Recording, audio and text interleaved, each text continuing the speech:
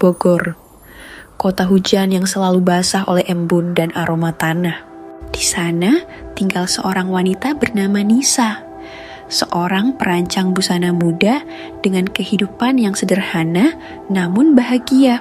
Ia mencintai pekerjaannya, merancang gaun-gaun indah untuk orang-orang di kotanya. Namun, kehidupan Nisa berubah drastis ketika ia bertemu Juna dalam sebuah acara amal. Juna adalah pria kaya raya, pemilik perusahaan properti besar di Jakarta, tetapi ada sesuatu yang aneh tentang dirinya. Matanya yang tajam seperti menyimpan rahasia gelap, dan sikapnya yang dingin membuat banyak orang menjaga jarak. Namun, Nisa merasa ada magnet yang menariknya pada Juna. Setelah beberapa bulan berkenalan, Juna melamar Nisa dengan cara yang luar biasa romantis. Dengan sebuah pesta mewah di restoran bergengsi dengan lilin dan bunga-bunga. Meskipun hati Nisa sempat ragu, godaan untuk meninggalkan kehidupan sederhananya dan memasuki dunia kemewahan akhirnya mengalahkan keraguannya. Pernikahan mereka berlangsung megah di sebuah gedung tua di Bogor. Semua tamu memuji kecantikan Nisa, tetapi beberapa dari mereka tampak cemas saat melihat Juna. Sebab dia pria dengan karakter aneh dan tidak ada yang tahu banyak tentang masa lalunya. Setelah pernikahan, Nisa pindah ke rumah Juna, sebuah villa besar yang terletak di lereng Gunung Salak.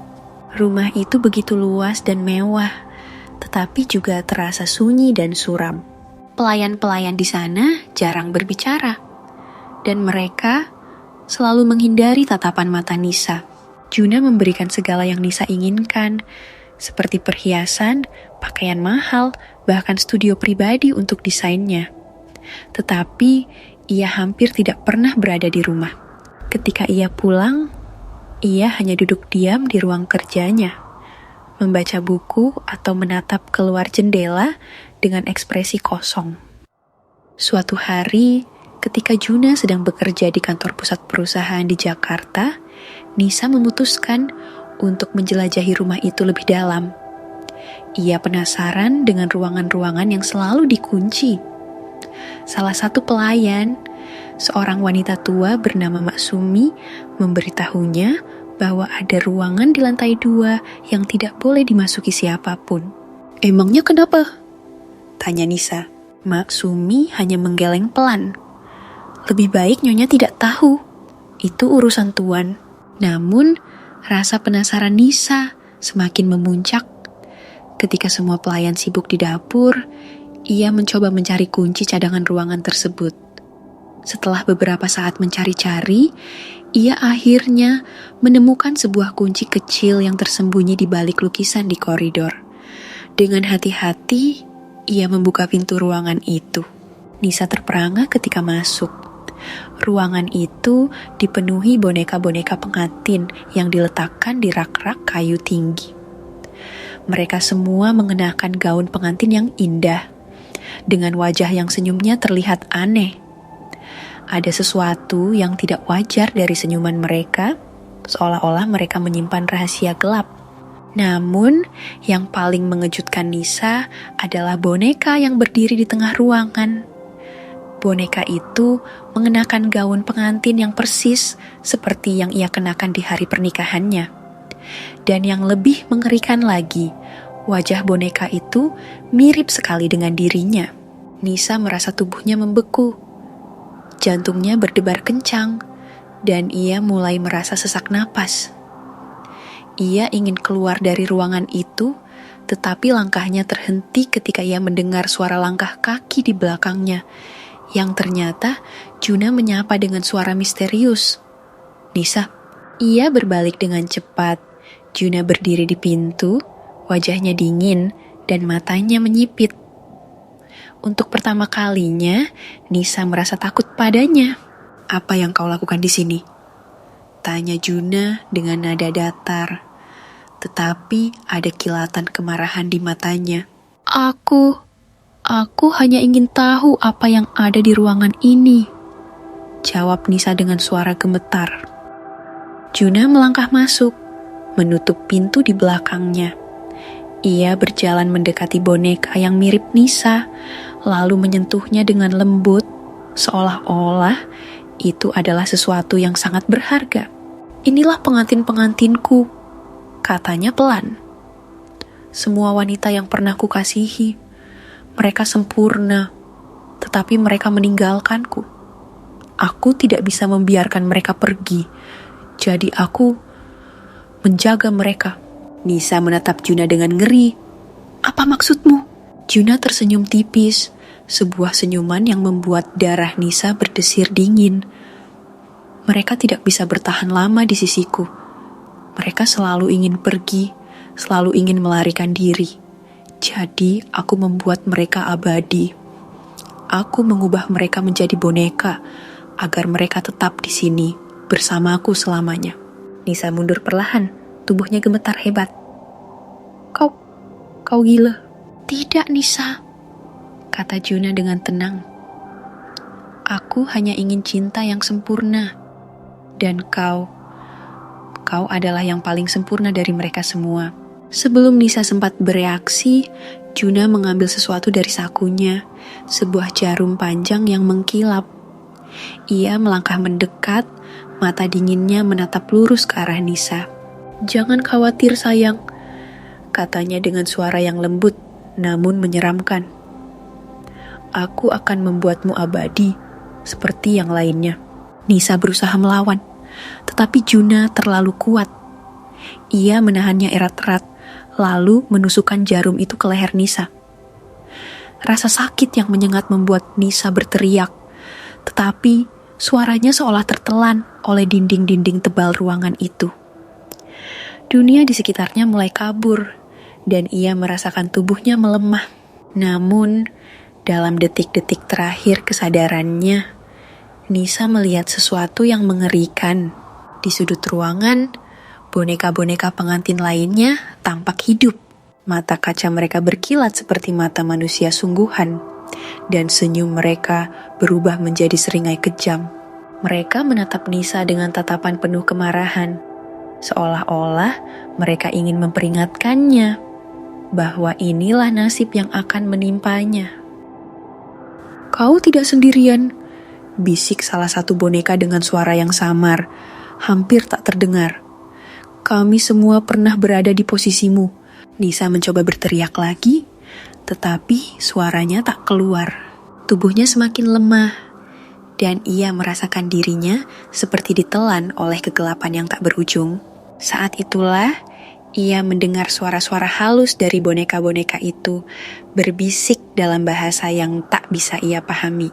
Suara-suara itu bergema dalam pikirannya, membawa kenangan-kenangan masa lalu yang tak pernah ia alami.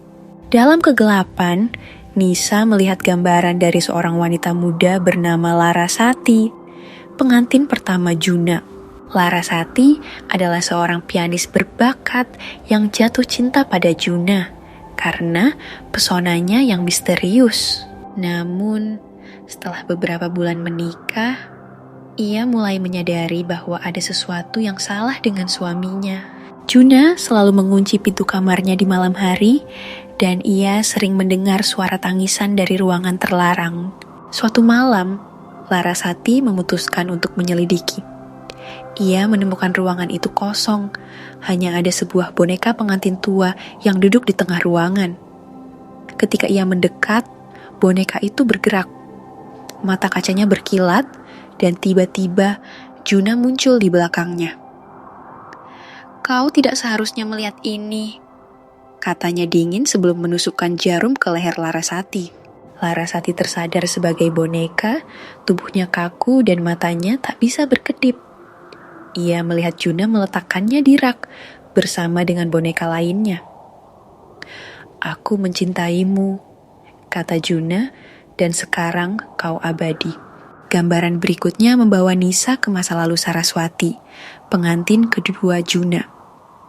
Saraswati adalah seorang pelukis yang mencintai kebebasan. Ia menikahi Juna karena janji-janji tentang kehidupan mewah. Tetapi ia segera menyadari bahwa rumah itu adalah penjara baginya. Setiap kali ia mencoba melarikan diri, pelayan-pelayan akan menghentikannya dengan alasan-alasan aneh. Suatu malam, Saraswati berhasil melarikan diri ke hutan di sekitar rumah. Namun, ketika ia berlari, ia mendengar langkah kaki di belakangnya. Juna mengejarnya, wajahnya dingin dan tanpa emosi.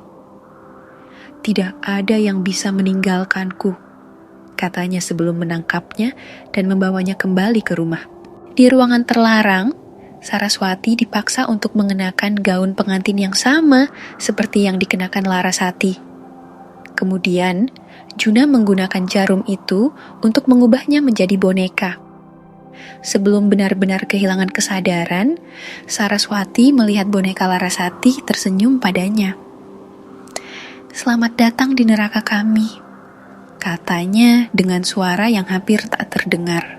Pengantin ketiga yang terlintas dalam pandangan Nisa, itu bernama Rahma, adalah seorang dokter muda yang cerdas. Ia menikahi Juna karena ia percaya bahwa ia bisa menyembuhkan pria itu dari kesendiriannya. Namun, setelah beberapa minggu, ia menyadari bahwa Juna memiliki obsesi yang tak terkendali terhadap cinta dan kesempurnaan. Rahma mencoba membantu suaminya dengan memberinya nasihat profesional, tetapi Juna menolak. Suatu malam, Rahma menemukan buku harian Juna. Di dalamnya, ia membaca tentang bagaimana Juna telah mengubah Larasati dan Saraswati menjadi boneka. Ia memutuskan untuk melarikan diri dan melaporkan suaminya kepada polisi. Namun, Juna lebih cepat. Ia menangkap Rahma sebelum ia bisa pergi dan membawanya ke ruangan terlarang. Sebelum menusukkan jarum itu ke leher Rahma, Juna berkata, "Kau pikir kau bisa menyelamatkanku? Tidak ada yang bisa menyelamatkan aku. Hanya mereka yang bisa memberiku cinta sempurna." Nisa tersadar dari penglihatan khayal itu, tetapi tubuhnya sudah tak bisa bergerak. Ia merasakan jiwa-jiwa para pengantin sebelumnya berbisik di telinganya, memberitahunya bahwa mereka semua terperangkap dalam tubuh boneka, tanpa akhir, tanpa pembebasan. Juna mengangkat boneka Nisa dengan lembut, lalu meletakkannya di samping boneka-boneka lainnya di rak. "Selamat datang di keluarga kita, sayang. Aku mencintaimu, Nisa," katanya dengan suara pelan. "Dan sekarang, kau akan menjadi milikku selamanya," katanya dengan senyum puas. Namun, Nisa masih bisa merasakan kesadarannya, meskipun tubuhnya telah berubah menjadi boneka. Ia mendengar suara-suara halus dari boneka-boneka lainnya yang kini mulai berbisik padanya. "Kami akan membalas dendam," kata mereka. "Kami akan membebaskan diri kami, dan kau juga." Nisa merasakan kemarahan yang tak terkendali. Ia tahu bahwa ia harus bertahan, meskipun tubuhnya telah berubah. Ia harus menemukan cara untuk melawan Juna, untuk membebaskan dirinya dan jiwa-jiwa lain yang terperangkap. Malam semakin larut, dan angin dingin mulai berhembus di sekitar rumah besar itu. Boneka-boneka di ruangan terlarang mulai bergerak, mata kaca mereka berkilat dalam kegelapan. Mereka menatap Juna dengan tatapan penuh kemarahan, seolah-olah mereka siap untuk membalas dendam atas apa yang telah dilakukan pria itu pada mereka. Nisa, meskipun tubuhnya telah berubah menjadi boneka, masih bisa merasakan kebencian yang membara. Ia tahu bahwa perjuangannya belum berakhir. Ia harus menemukan cara untuk membebaskan dirinya dan jiwa-jiwa lain yang terperangkap dalam tubuh boneka. Namun, Juna masih belum menyadari bahwa ia telah membangunkan sesuatu yang jauh lebih menakutkan daripada dirinya sendiri.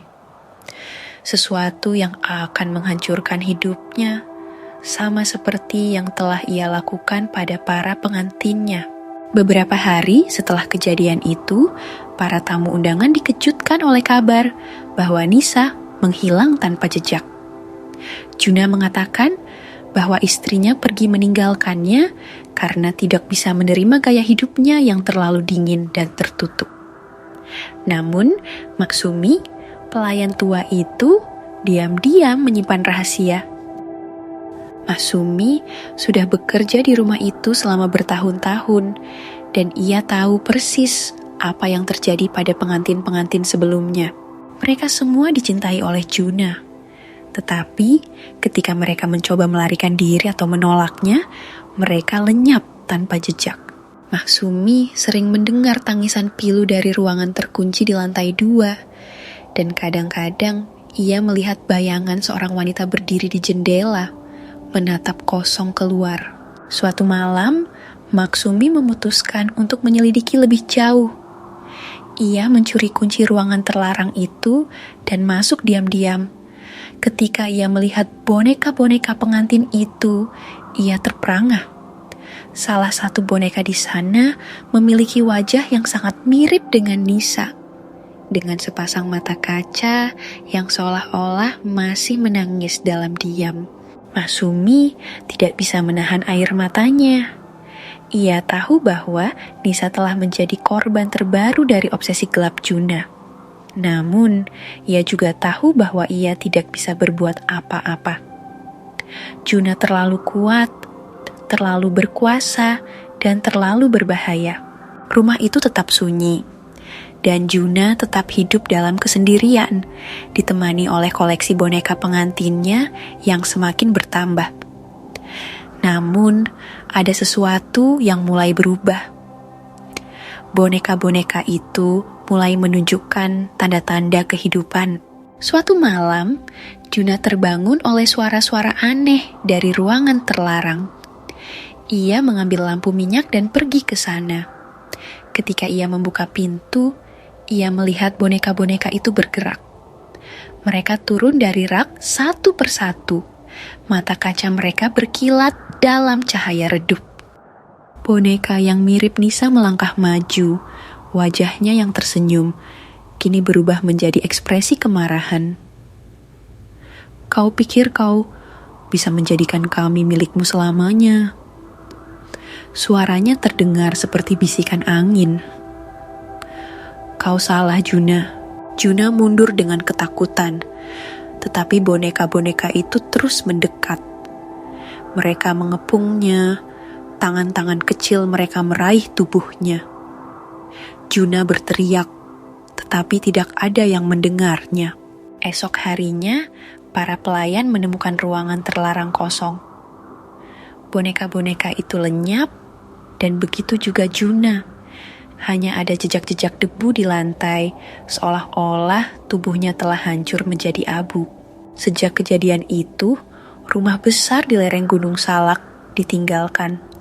Orang-orang mengatakan bahwa boneka-boneka pengantin itu masih berkeliaran di sana, mencari keadilan bagi jiwa-jiwa yang terperangkap dalam tubuh boneka. Kadang-kadang, penduduk setempat melihat bayangan seorang pria berdiri di jendela, wajahnya penuh rasa bersalah. Legenda tentang boneka-boneka pengantin dan pria aneh itu terus beredar, membuat orang-orang bergidik setiap kali melewati rumah besar itu. Dan di antara cerita-cerita itu, ada satu yang paling sering disebutkan. Jangan pernah mencoba mencintai seseorang yang hanya mencintai bayangannya sendiri. Karena cinta yang sempurna adalah ilusi, dan harga yang harus dibayar adalah jiwa.